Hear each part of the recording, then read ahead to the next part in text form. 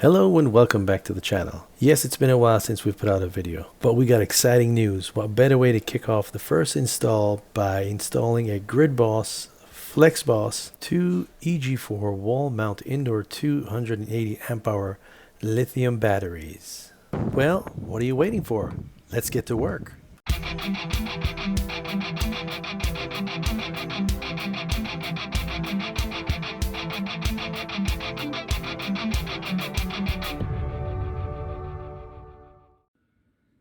Okay, just wanted to update you on today's video. We're installing FlexBoss with 2 power wall batteries.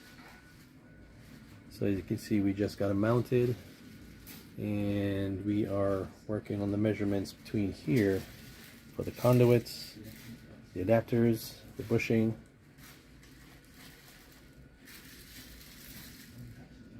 I know it's been a while since we made a video, but we've been on a break, and with the cold spell we couldn't really start any installs until it kind of warmed up. So we are starting the first of the year for January, our first install.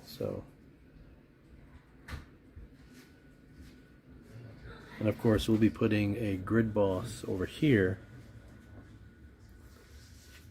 to tie into the electrical grid. So right now my guys are opening the box for the GridBOSS to bring it in. We're going to do our measurements on the wall and then try and get it mounted. So let's open this up so you can see we haven't installed anything yet, but we have one in. We just have to get the other adapter for that. So the PVs will come in here, communication, battery, and AC for grid. So right now we have these on the wall, bolt it down.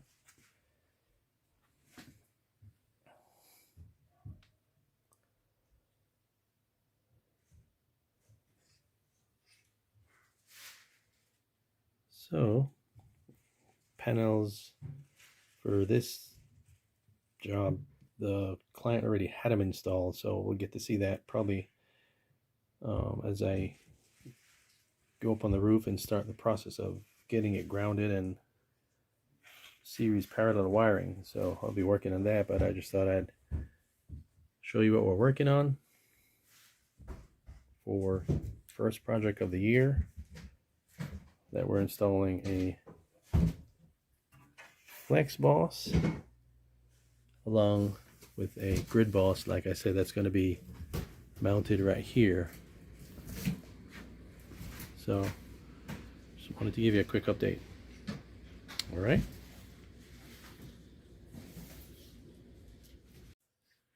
Okay, now that we've installed the GridBOSS on the wall,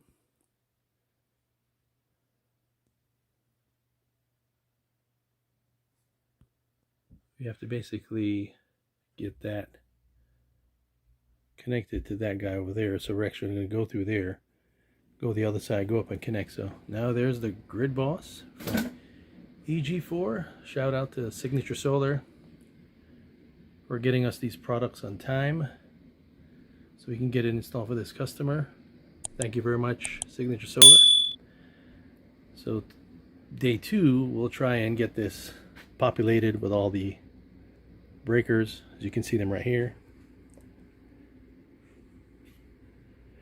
And then I do have the Eaton breaker that's going to be installed here where the grid comes in. So just thought I'd give you a quick shot. So day 2 we'll start wiring it up and hopefully get it connected over there and get it running. So I can't wait to see this stuff works. There's good reviews about it. Some folks have installed it. It's a good setup for a microgrid, as James called it from SleemSolar. So all right, till tomorrow we're going to sign off. Take care. Fired up inside of the FlexBoss.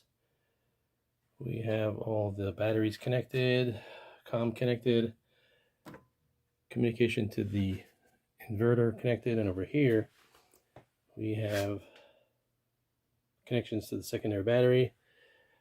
We have our conduits, so the bottom conduit is where the battery wires go through, or cables.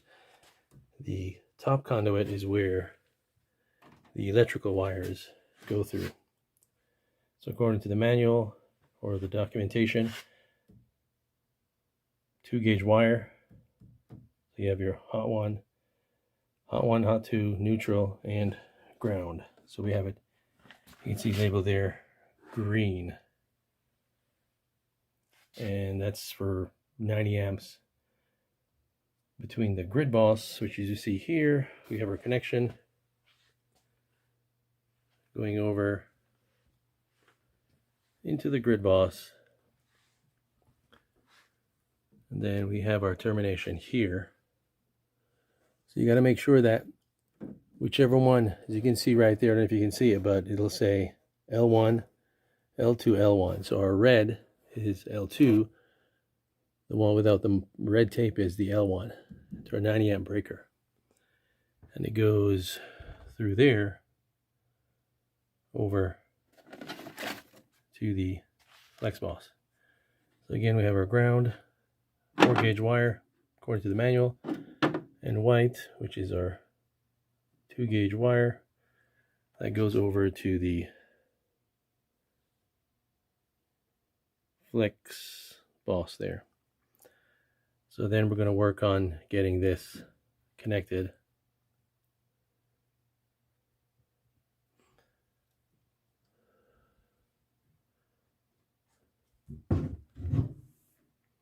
So that's where we are today, working on that. So we're going to be going up on the roof.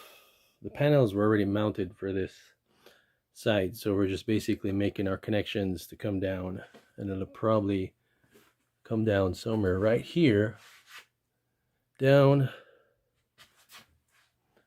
into this wireway, somewhere along here, one of these knockouts, and then it'll go inside here, come up through here, and then we'll wire that in for the solar. I think it's 2 strings of 15 coming down, and I believe it's 500 volts. So yep, so that's where we are. So I will take you to the roof next. So here we have the panels already mounted on the roof.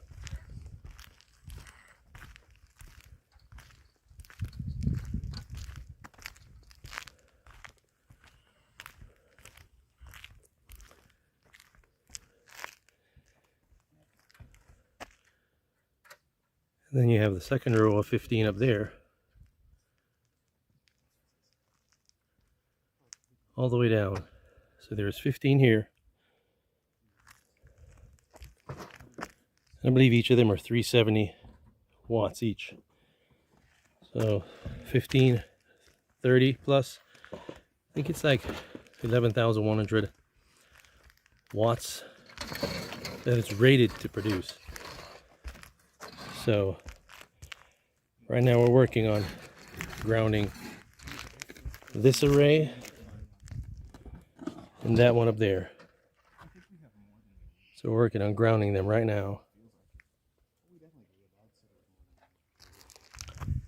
So here is the junction box that we're working on, where the wires go in. Now we can't go through the roof, go down, because the room is like on the other side and it's down in the basement. So what we're going to do is we're going to go down through the conduit, over the side, and then an elbow that takes it to the soffit area, and then another one that takes us straight down into a box that's going to be mounted on the side of the house where the disconnects will be. So that's what we're working on right now. So those guys are working on getting the copper wire grounded to the framing of the panels and the structure. So that's what we are doing so far on day 2. Hopefully we'll try and get the rest of that stuff mounted on the side of the wall here, where the wires go down through this 1-inch conduit into those box to where we'll have some disconnects. So alright, so as you can see, this is where we are right now.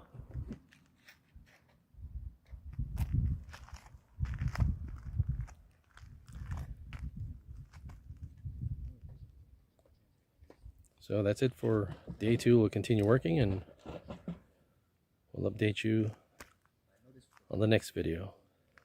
Take care.